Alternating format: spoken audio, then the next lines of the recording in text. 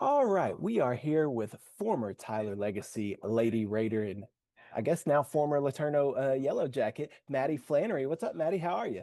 I'm good. How are you? I'm doing fantastic. I'm doing fantastic. So let's talk about let's start with this last season. We won't talk about the whole career at LeTourneau right now, but let's start with last season. Not the way y'all wanted it to go. I know 17 and 23 overall and 12 and 18 in the SCAC.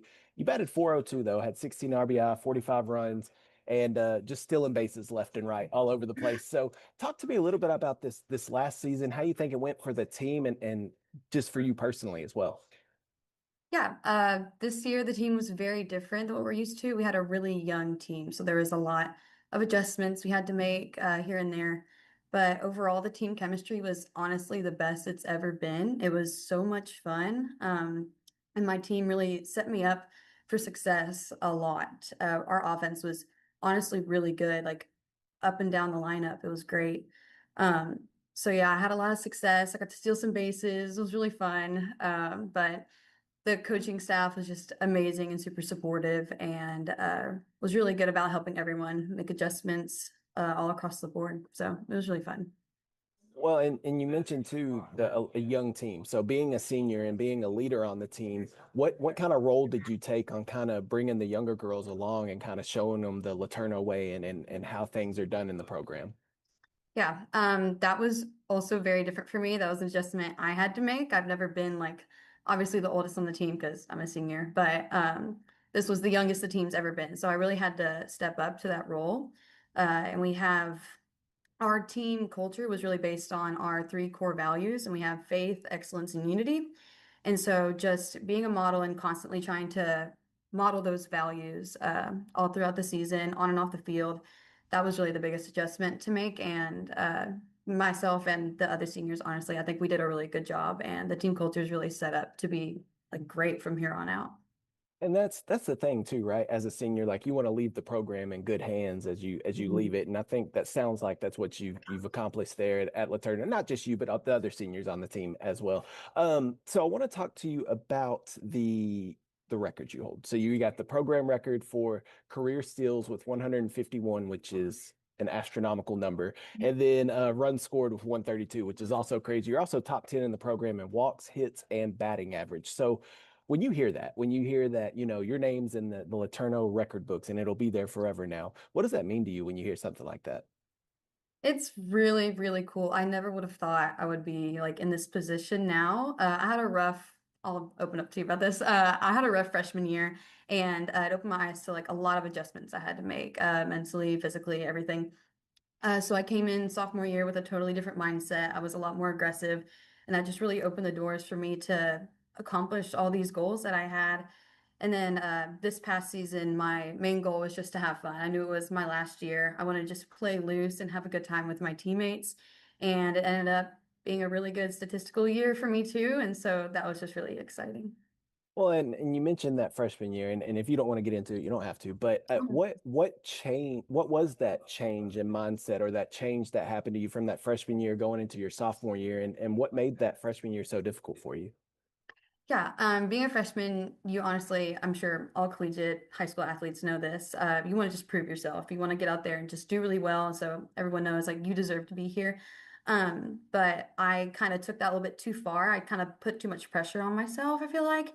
And I just had a big fear of failure, and so I had to work through that. And the next year, I was just like, I'm not going to play scared. I'm just going to go all out, and yeah, the Lord just really blessed me with that opportunity to have a breakthrough season and then a good rest of my career.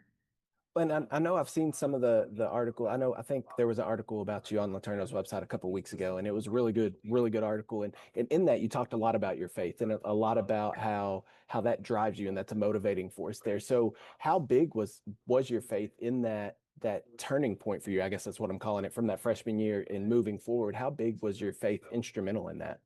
I would say it was the driving factor of my change in mindset from freshman to sophomore year for sure. That fear of failure, it's because I was really just putting my identity in how well I played on the field. That's all I was worried about. And when I had like all this failure, I realized like I need to change something. Something's off. So really that summer, I really focused on my faith and I realized I need to play this game in gratitude, that the Lord has blessed me with these abilities and to be in this place. Like it's just really a blessing. And so that's what I started to play for. I started to play with gratitude and just with joy.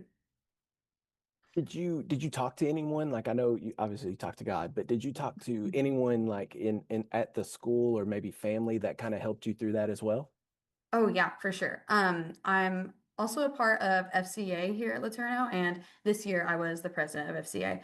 And so I had lots of opportunities to share my faith and share my testimony. And I love how just the Lord has made softball such like a big part of my testimony. So I got to not only share at FCA, but we also have women in sports here.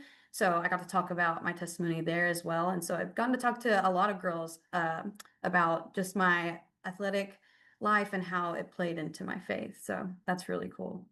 And talking to all these girls and about that and sharing your testimony, have you had girls reach out to you and be like, "Thank you so much for sharing this," and like it has helped them? And what does that mean to you when you help someone, the other younger generation, or maybe even the same age, but when you help somebody else by just sharing your testimony, what does that mean for you? I know one person in particular, like really got a lot from what I said from one of my FCA talks, and then that this past season she got baptized, and she talked to me about it and just expressed that my story had a big impact on her and kind of was a factor in her going up to that decision that she made, and that was just oh my gosh, I remember hearing that and I just teared up. Oh, it was so crazy, and I just hope that other athletes can have that kind of get that kind of impact from my story as well. So, Sure, absolutely. That's awesome. Well, let's go back to the softball diamond now and yeah. talk about some other awards you got just recently, just this week, the SCAC Elite 19 award winner. And I had no clue what that was at first. So I had to you didn't either. Okay, I didn't cool. either. Okay. Well, it's so those that don't know, it's awarded annually to a student athlete that has at least a cumulative 3.25 GPA and at least 60 credit hours at their current institution and earns all SCAC honors for that season, which you did, second team all SCAC. You have a 4.0 GPA, is what I'm reading here, which is crazy to me. Three-time all conference all academic selection, two SCAC academic all district honors. NFC All America Scholar Athlete. My point being in all this is obviously grades are a huge part of the schooling. It's student athlete, not just athletes, right? So you have to go to school and have to do good there. But how how difficult was it to keep that 4.0 GPA and still be excelling on the softball field? And I don't know if you have a job or anything too, but like adding on top of like you have all these things going on and schoolwork, still maintaining a 4.0 GPA. How did you do it? How were you able to do that? I wouldn't say it was too difficult. I just in high school I developed a really good time management just ability. And so I just use that all throughout. I get all my schoolwork done at least a week early in advance, and I communicate with my professors. My professors are just incredible at working with me whenever I have to leave for either practice or games or anything. They're really flexible and helpful, and so they've played a big role in that as well. But yeah, I wouldn't say it was too difficult. Some of my high school classes were honestly just preparing me for the difficulty of college. So it wasn't too bad, but it definitely took some time management skills for sure. So if you were to give some wisdom to the younger girls that may be in high school now and wanting to go to college, what would be the biggest advice you give them to keep up with that schoolwork? Is it time management or what advice would you give them? Yes. So number one, definitely time management, but also communicate with your advisor and with your professors because they can help you set up to where you have more of your course load off season. And then you have a little bit easier classes for your degree during season. So that way you can manage that a little bit better. Smart. That's smart. That's why you got the 4.0 GPA right there. Yep. Hey, last thing I want to ask you, or not the last thing, but one more thing, and I'll let you get out of here.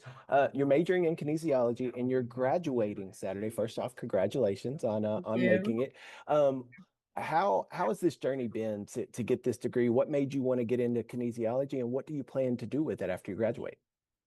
Yeah. When I came to LeTourneau, I didn't have a very good idea of what I wanted to do. I knew I was good at school. That's basically all I knew. So I started off in engineering, moved to mathematics, and ended up in kinesiology. I found I had a really big passion for fitness and health. And then I eventually picked up a legal studies minor. I took an interest in that. My dad's an attorney in Tyler. And so he has some influence over that, of course. But so yeah, I found out I have a passion for fitness, health, coaching, softball, obviously. And then also just law and political stuff. I really enjoy learning about that. Um, and so this journey at LeTourneau, it's the professors here again are just incredible. They've made my time here just so fun, and I really feel like I've learned a lot and have just developed so much in these passions that I have found here. Yeah, it's crazy. I don't know why you would like law or anything like that. Yeah, I don't It's know. wild. Hey, I do want to ask you about Tyler and Tyler Legacy, and obviously you went to school there. You were Mhm. a star athlete there at Legacy. So how much does that community mean to you, the Tyler community and the Tyler Legacy family? How much do they support you, and how much does that support mean to you? Mhm. High school playing for Coach Niffin at Tyler Legacy was just he made me really just fall in love with the game. I honestly wasn't even planning to go to college for softball.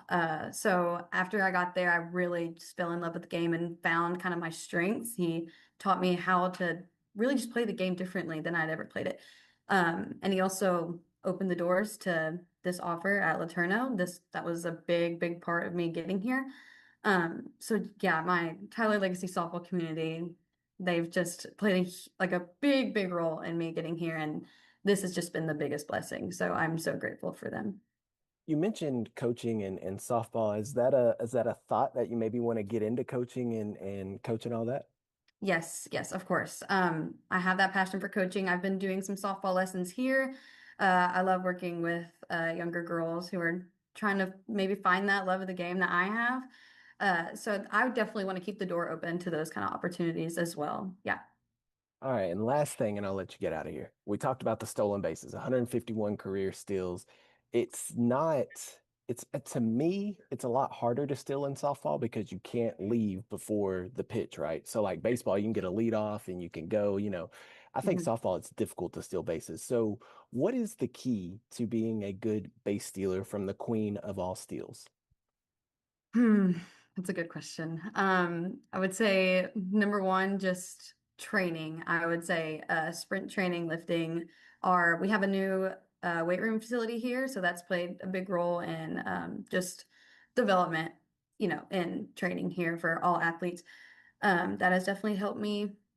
But I would say just being aggressive and getting the timing down because they'll call you out for leaving early for sure. But yeah, just I would say just being aggressive and my coaches have definitely helped me with my timing and just being smart on the base paths for sure.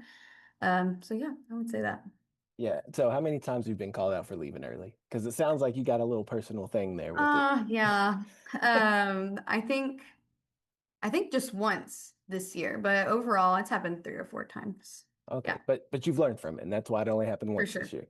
Yes. Got you, got you. Well, Maddie, congratulations on all the success and that you've had there at LeTourneau, and congratulations, big time on graduating. I know that's a huge accomplishment. So we're proud of you here. Best of luck down the road, and hopefully we'll talk to you later. Perfect. Thank you so much. All right, thank you, Maddie. Have a good one.